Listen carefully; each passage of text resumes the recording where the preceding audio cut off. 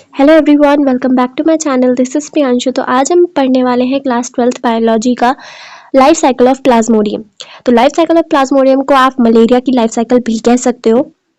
ठीक है, तो अब हम उसी के बारे में बात करने वाले हैं। तो सबसे पहले हम जानते हैं कि मलेरिया आखिर होता क्या है। एक मिनट, हाँ। तो मलेरिया आखिर होता क्या है?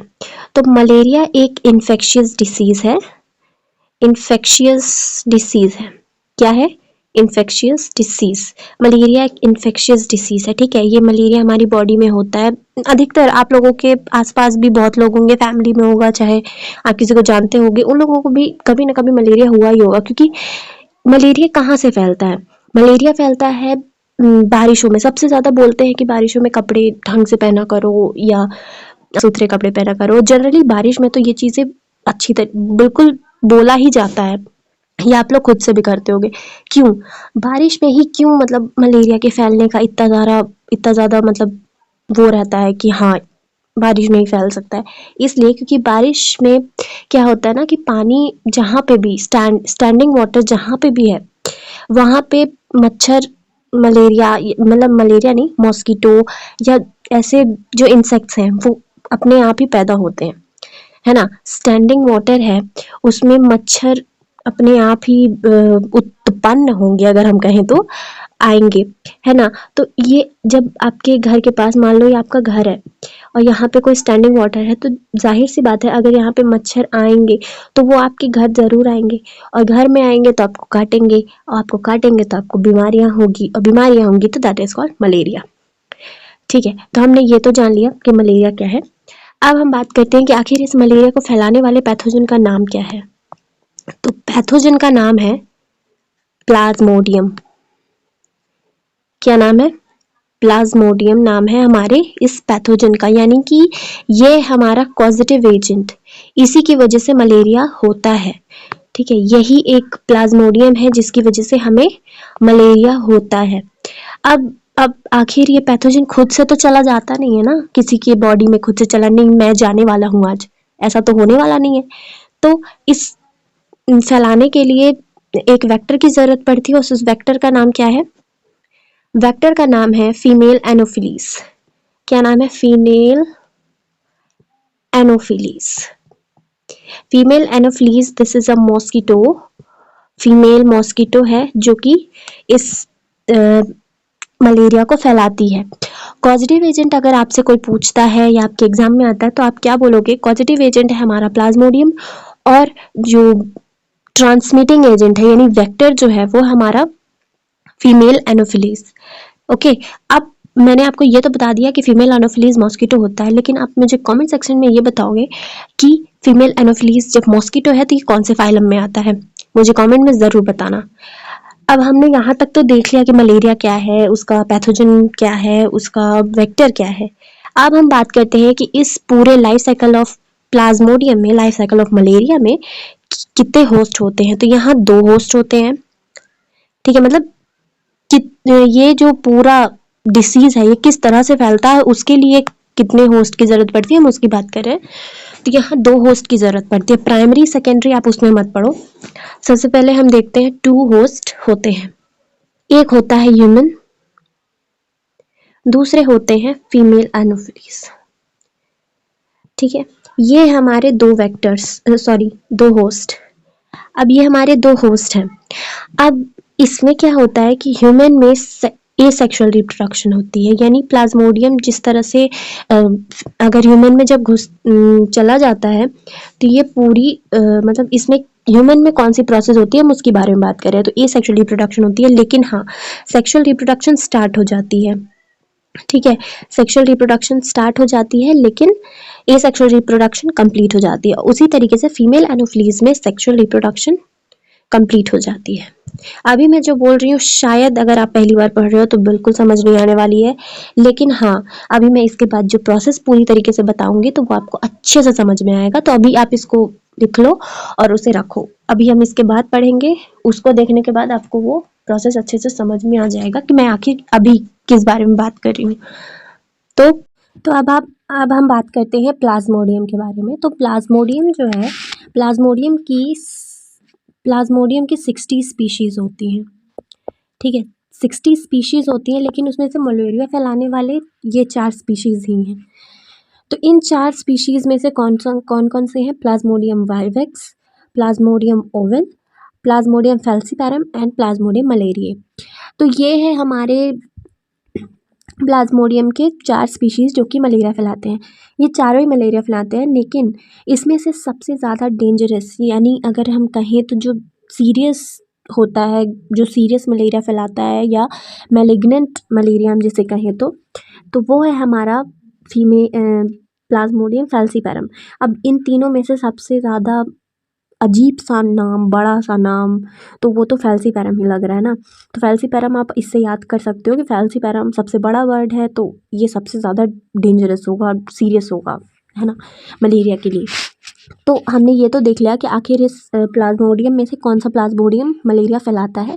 तो अब हम बात करते हैं कि आखिर ये प्रोसेस होता कैसे है। सबसे पहली चीज़ आप ये सोच लो, ये है ह्यूमन की बॉडी,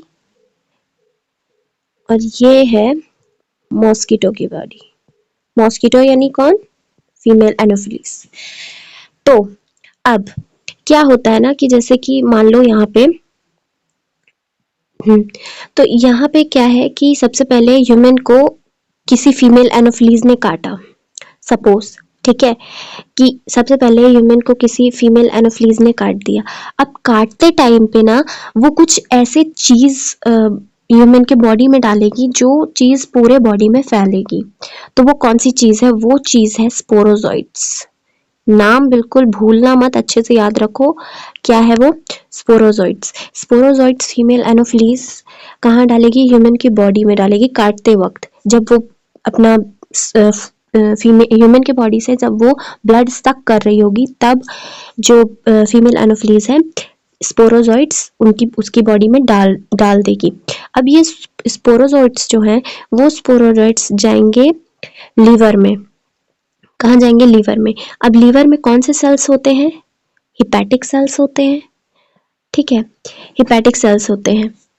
अब ये हिपैटिक सेल्स में से किसी एक सेल को हम देख लेते हैं कि क्या है, उस सेल में बात करते हैं। तो उस सेल में क्या होगा कि ये जो लीवर में स्पोरोजोइट्स पहुंचे, उसके बाद वो मल्टीपल फिजन स्टार्ट कर देंगे। क्या कर देंगे?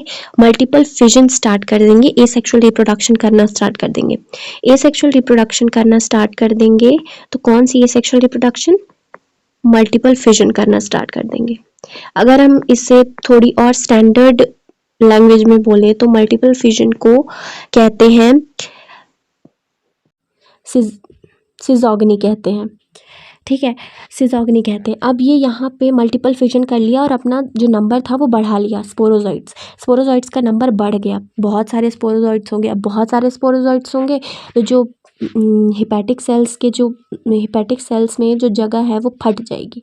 अब ये फटने की वजह से जो ये स्पोरोजोइट्स हैं जो मल्टीप्लाई हो चुके हैं वो निकल जाएंगे, पूरे ब्लड में फैल जाएंगे, और फिर वो जाएंगे कहाँ जाएंगे? आरबीसी में जाएंगे। ये मैं यहाँ जगह नहीं है इसलिए मैं इसे हटा देती हूँ, आगे बढ़ते हैं। तो कहाँ थे हमारे? लीवर में थे। लीवर से ये कहाँ जाएंगे? फटने, रप्चर करने के बाद ये जाएंगे आरबीसी में। आरबीसी मतलब रेड ब्लड सेल्स। क्या है? Red blood cells. अब ये रेड ब्लड सेल्स में जाने के बाद इनका जो एसेक्सुअल रिप्रोडक्शन है वो स्टार्ट हो जाएगा, यानी गेमीट फॉर्मेशन स्टार्ट हो जाती है। क्या होता है ना कि जब ये स्पोरोजोइट्स पहुंचते हैं आरबीसी में, तो ये आरबीसी में भी अपना नंबर बढ़ाना स्टार्ट कर देते हैं और गेमीट्स फॉर्मेशन स्टार्ट कर देते हैं। क्या कर देते हैं? गेमीट फॉर्मेशन स्टार्ट कर देते हैं। यहाँ फर्टिलाइजेशन नहीं होता है, इन लोगों का फ्यूज़न नहीं होता, लेकिन हाँ गेमीट फॉर्म हो जाता है आरबीसी में। गेमीटोसाइट हम कह सकते हैं। तो ये गेमीटोसाइट बन जाते हैं और ये गेमीटोसाइट बनने की वजह से ये आरबीसी, ये जो ग्राउंड शेप में आरबीसी है वो फट जाएगा और इसमें से जो ये स्पोरोजोइट्स हैं वो निकल जाएंगे। स्पोरोजोइट्स निकल जाएंगे तो उसमें से एक लिक्विड, एक टॉक्सिन रिलीज होगा। एक सेकेंड, हाँ, एक टॉक्सिन रिलीज होगा आरबीसी में से। एक टॉक्सिन रिलीज होगा जब आरबीसी फट जाएंगे। तो टॉक्सिन कौन सा टॉक्सिन? हीमोजोइन। और ये देखो कि ये जो हीमोजोइन जो रिलीज हुआ है वो है फीवर या चिल्स के लिए रिस्पॉन्सिबल। यानी ये जो आरबीसी में से ये हेमोजोइन जो टॉक्सिन रिलीज हुआ है, यही जो जिस भी ह्यूमन को एनोफिलीज काटा था उस ह्यूमन को फीवर या चिल्स या उससे सर दर्द देगा, कभी उसका पूरी बॉडी दर्द देगी या फीवर आ जाएगा। इस तरीके से जो कुछ भी हो रहा है ये इस हीमोजोइन की वजह से हो रहा है। अब ये हीमोजोइन की वजह से जो कुछ भी हुआ, इसीलिए पता है जब मलेरिया होता है ना तो रह रह के बुखार आता है, क्योंकि जैसे एक आरबीसी, एक नहीं कुछ आरबीसी को अटैक हुआ तो उन्होंने हीमोजोइन रिलीज़ किया तो फीवर आया। उसके बाद फिर गैमीट कुछ फॉर्म हुए और बाकी जो स्पोर्स हैं वो दूसरे आरबीसी को अटैक कर दिए। तो दूसरे आरबीसी को अटैक करने के बाद फिर उसमें से भी हीमोजोइन रिलीज़ हुआ तो रह रह के बुखार आता है। अचानक से बिल्कुल इतना सारा बुखार नहीं आ जाता, वो रह रह के बुखार आता है, इसीलिए मलेरिया में। तो ये जो पूरा प्रोसेस है ना, ये गैमीट फॉर्मेशन तक ये हुआ ह्यूमन के बॉडी में।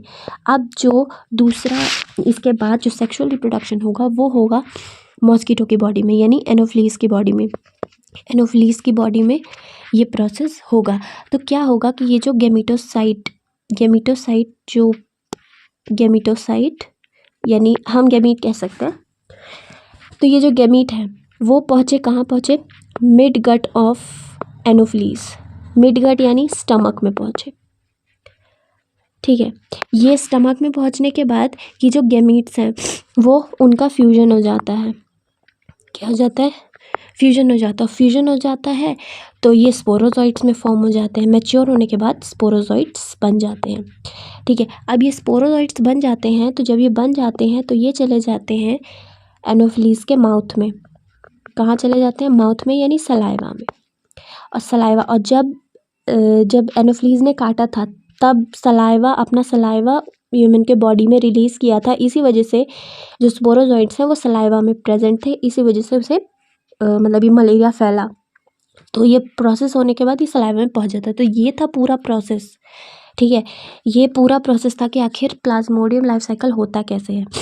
तो अब हम थोड़ा भी नहीं, तो आप ये देखो कि ये जो अगर हमसे ये पूछा जाता है कि इन्फेक्शियस स्टेज ह्यूमन में कौन सी रहती है, इन्फेक्शियस स्टेज ह्यूमन में मलेरिया के टाइम पे तो कौन सी रहती है, तो ये होती है स्पोरोजॉइट्स, ठीक है।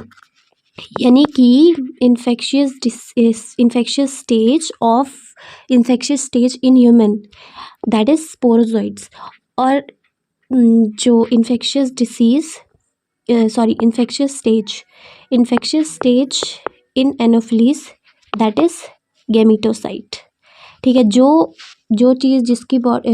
चीज़ रिलीज़ होगी वो उसका इन्फेक्शियस स्टेज बन जाता है। तो यहाँ तक तो हमने देख लिया। अब मैं आपको पिक्चर में दिखाती हूँ कि आखिर आपकी एनसीईआरटी की बुक में जिस तरह से दिया उसने किस तरह से है। देखो, आपके एनसीईआरटी में भी इसी तरीके से दिया है। सबसे पहले इस मॉस्किटो ने क्या किया, ह्यूमन को काटा, है ना। अब ह्यूमन को काटा तो जो उसने सलाइवा रिलीज किया, उस सलाइवा में क्या था, स्पोरोजॉइट्स थे। अब स्पोरोजॉइट्स जो हैं वो जाएंगे लीवर में। अब लीवर में जाने के बाद ये मल्टीपल फ्यूजन करना स्टार्ट कर देंगे और ये मल्टीपल फ्यूजन करने के बाद मतलब ये सेक्सुअल रिप्रोडक्शन होगा, ये मल्टीपल फ्यूजन हो जाएगा। अब ये मल्टीपल फ्यूजन करने के बाद लीवर है वो फट जाएगा। लीवर के सेल्स फटने के बाद आरबीसी में जाएंगे और आरबीसी में जाने के बाद ये पहुंचे आरबीसी में, है ना। ये यहाँ पहुंचे आरबीसी में और आरबीसी में भी ये सेक्सुअल रिप्रोडक्शन करेंगे और गैमीट फॉर्मेशन करेंगे। गैमीट फॉर्मेशन करने के बाद ये हमारे गैमीट्स बन गए हैं। अब ये हमारे गैमीट्स तो बन गए। अब इन गैमीट्स के बाद ये गैमीट्स जब कोई और मच्छर आएगा और जब कोई और मच्छर आता है, ठीक है। अब वही तो बैठा नहीं रहेगा ना कि आओ मुझे काटो, मतलब एक बार हमने काटा तो हमने स्पोरोजॉइट्स रिलीज किए और दूसरी बार काटा तो हम इस गैमीट को लेंगे, ऐसा कुछ भी नहीं है। तो एक मच्छर ने काटा, दूसरे मच्छर आके गैमीट्स ले लिया, ठीक है। तो ये गैमीटोसाइट जो है वो मच्छर की बॉडी में चला गया। अब ये मच्छर की बॉडी में जाके फ्यूजन हो जाएगा। अब ये फ्यूजन होने के बाद ये स्पोरोजॉइट्स में कन्वर्ट हो जाएंगे, जाइगोट बनेगा, स्पोरोजॉइट्स बनेगा। देखो इस तरीके से स्पोरोजॉइट्स बने। अब ये स्पोरोजॉइट्स जो हैं वो चले जाएंगे मिडगट में और मिडगट में जाने के बाद स्पोरोजॉइट्स जो हैं वो सलाइवा में चले जाएंगे और जब फिर से ये किसी और ह्यूमन को काटेगा तो ये उस ह्यूमन को ये स्पोरोजोइट्स डाल देगा और यही पूरी तरीके से यही प्रोसेस होगी। तो ये था हमारा मलेरिया लाइफ साइकिल, ठीक है। So don't forget to like, subscribe and share. और अगर आपको कोई भी डाउट हो तो मुझे ज़रूर कमेंट सेक्शन में पूछना, मैं उसका ज़रूर रिप्लाई करूँगी, ठीक है। Thank you.